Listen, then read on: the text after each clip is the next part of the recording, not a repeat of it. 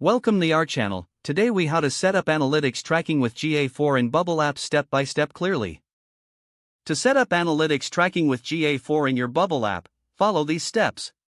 First, create a Google Analytics 4 property if you haven't done so yet. Go to the Google Analytics website and sign in to your account. Click on Admin in the lower left corner.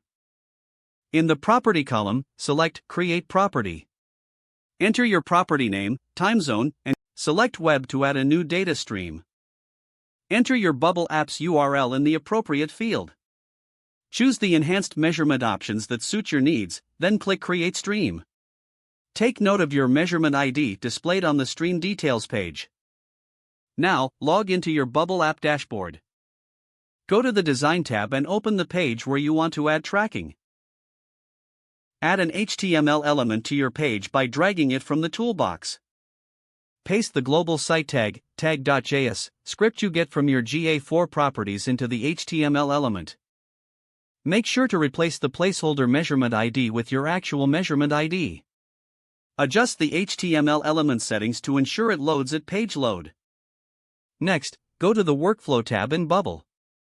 Create a new workflow for the events you want to track, such as button clicks or form submissions. In the workflow action, select Run JavaScript. Input the tracking code for the specific events using tag.js. Make sure to define the event name and parameters in the JavaScript code. Test your app to ensure that the tracking code fires correctly during the desired user actions. To verify tracking is working, return to your Google Analytics dashboard. Navigate to the real-time report to see if your test interactions are reflected. Make any necessary adjustments in your Bubble app and Google Analytics settings based on your testing. Once confirmed, you're set with analytics tracking in your Bubble app using GA4.